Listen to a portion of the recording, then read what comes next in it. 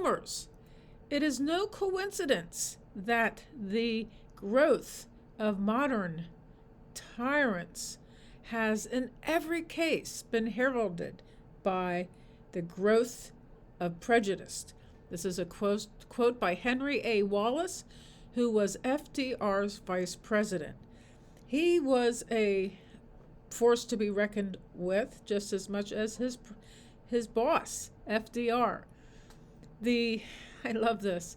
It is no coincidence that the growth of modern tyrants has in every case been heralded by the growth of prejudice. So prejudice is fear-based discrimination against groups based on race, religion, nationality, or ideology. Authoritarian figures use prejudice as a tool for division, scapegoating minorities, immigrants, political dissents, or religious groups. We can talk about Nazi Germany. We all know about that. Hitler's rise of anti-Semitism to justify dictatorship. Jim Crow America, which is still in existence.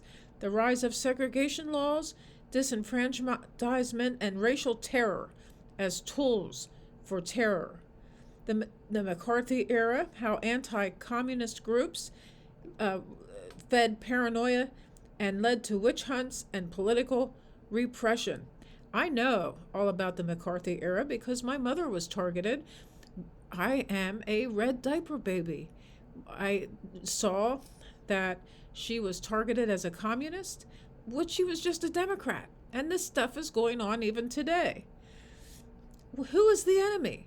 Tyranny often uses us versus them rhetoric to unite people against an invented or exaggerated threat. Jews in Nazi Germany, the Tutsis in Rwanda, communists during the Red Scare, and now our peaceful immigrants who, to this moment, are being shipped into a concentration camp in the Guantanamo, that Guantanamo prison, which had finally, they released all those prisoners, and now they are putting our immigrants there. They have flown them in, and apparently there isn't enough room for them, even starting now. Propaganda is used to instill fear and justify oppressive policies. We can look at state-controlled media, social media manipulation, AI-driven disinformation. We can see how freedoms are restricted under the guise of security, how prejudice is used to pass laws that remove civil liberties, as an example, the Patriot Act post 9/11, the internment of Japanese Americans during World War II, and as I just said, the internment of our own immigrants in Guantanamo prison. Dictatorships begin by silencing dissent. Now, we are having some dissent now arise out of Elon Musk having his hands on our Social Security, the Treasury, our Medicare, and all kinds of things. And he thinks that peaceful protests are a threat to him, but peaceful protests is not a threat. He is the threat. You can look at the fascist Italy under Mussolini, how nationalist fervor turned into fascist rule. Apartheid South Africa, which is where Elon Musk comes from, and that's where he has not departed very far from in his mind. Racism was institutionalized to maintain control. Stalin's Soviet Union, how ideological purges destroyed opposition.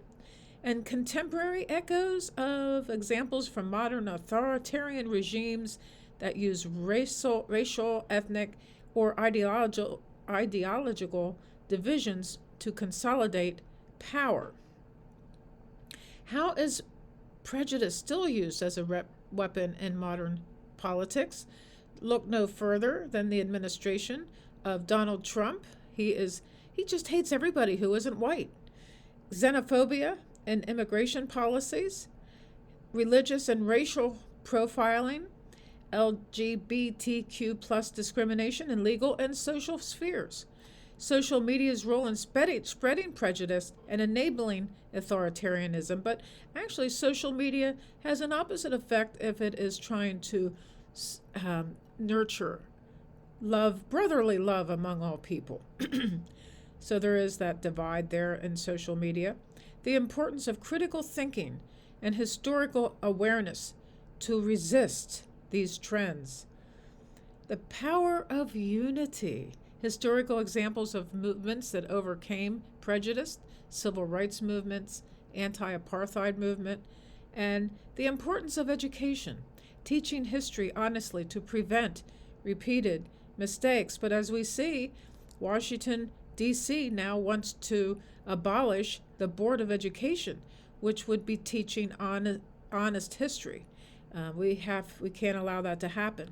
How grassroots activism and community dialogue can counter prejudice. And I need to encourage you, and you need to encourage me, to challenge divisive rhetoric and seek diverse perspectives. The warning of Henry A. Wallace, and that was quite a while ago, he was right with what his quote represents. Prejudice is the foundation upon which tyranny builds. Recognizing it is the first step to preventing history from repeating itself. We can't prevent history from repeating itself if we don't teach history or civics. We can talk about protests for justice, historic figures who stood against oppression, and people of diverse backgrounds coming together. And this is what my message is today. We need to look within ourselves to root out any kind of prejudice that would lead to harming other people. There's going to be a video that shows up here. Hit the notification bell because I do release a video every day. And peace to you all.